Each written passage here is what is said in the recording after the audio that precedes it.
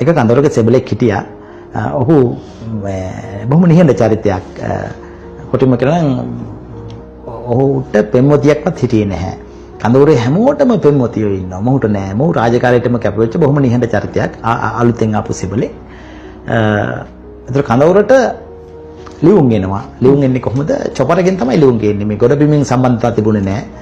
එතකොට හැමදාම විටින් විට එන චොපරවල මේ පෝරවල දාලා තමයි ලියුම් ගේන්නේ. ඒතර ලියුම් මල්ල කඳවුරට ගෙනාපු ගාම චොපර එකෙන් කඳවුරේ අය මීමැස් වගේ වට වෙලා තමුන්ගේ නමට තියෙන ලියුම් අරගෙන දුවනවා. මොකද ඒ තරම් ලිපියක් පිළිබඳව දැවෙමින් ඉන්න පිරිසක්. මොකද වෙන කිසිම සම්බන්ධකම් අද වගේ මේ ෆෝන් අරම මොකුත් තිබුණේ නැති නිසා. එතකොට මේ සෙබලා එක නිමාඩුවකදී දැන් හැමෝම ලියුම් අරගෙන යනවා. ඒ සෙබලට ලියුමක් නැහැ. ලියුමක් කියවන්න පෙම්වතියක් නැහැ. ඊට එක නිමාඩුවකදී ඔහු තමුන්ගේ ප්‍රේමය හාහපුරා කිය තමුන්ගේ මේ නෑනට ප්‍රේම යෝජනාවක් විවාහ යෝජනාවක් කියනවා. නෑන කලබලලා මොහොත තරේ ප්‍රතික්ෂේප කරනවා. බයින. එහෙමයි. ඊට පස්සේ මොහු ආපහු කාලෙක නිමාඩු ගිහලා දෙවෙනි නිමාඩුවේදීත් මේ උත්සාහය දරනවා. නමුත් ඔහු නිර්දය ලෙස ප්‍රතික්ෂේප කිරීමට ලක් වෙනවා මිසක් ඒ ප්‍රේමයට අනුකූලතාවයක් දක්වන්නේ නැහැ.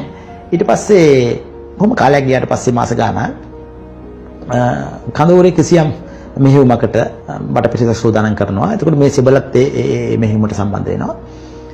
හැබැයි මේ මෙහෙයුම පටන් අරගෙන මෙහෙයුම අතරතුරදී සෙබළු අපේ කීප දෙනෙක් මැරෙනවා. ඒ මැරෙන සෙබළු අතර මේ සෙබළත් ඉන්නවා. මේ සෙබළා. ඊට පස්සේ චොපර් එකක් මේ මියගිය අයගේ සිරුරු ටික කඳවුරට ගෙනල්ලා චොපර් එකක දාලා මේ චොපර් එකක් එනවා මේ අයගේ සිරුරු අරගෙන යන්න. ඒ චොපර් එක ඇවිල්ලා මේ අයගේ සිරුරු ටික මේ අර මං කිව්ව සෙබළගේ සිරුරත් ඇතුළුව සිරුරු ටික චොපර් එකට දා ගන්නකොටම චොපර් එකෙන් සුපුරුදු විදිහට ලියුම් වලක් ගෙනල්ලා දෙනවා කඳවුරට. එතකොට චොපර් එකේ මේ අයගේ සිරුරු දාගෙන යන අතරේ මේ ලියුම් මල්ල කඳවුරේ අය බෙදාගෙන බලනවා. එතකොට එක ලියුමක් ඉතුරු වෙනවා. මේ ලියුම හරියටම මේ මියගිය සෙබළගේ නමට ආපු ලියුමක් ප්‍රථම වතාවට ආපු ලියුමක් ලස්සන අකුරු තියෙන.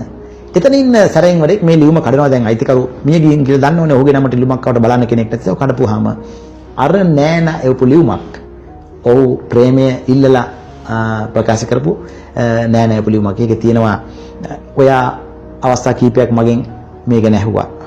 මම මුලින් ඒක නැගති වුණා. නමුත් මම අම්මා එක්කත් කතා කරා. මම ඔයාගේ යෝජනාවට කැමතියි කියලා. හැබැයි මේ ලියුම ලැබෙනකොට ඒ සෙබළගේ සිරුර අනුරාධපුරයට චොපර කියනවා.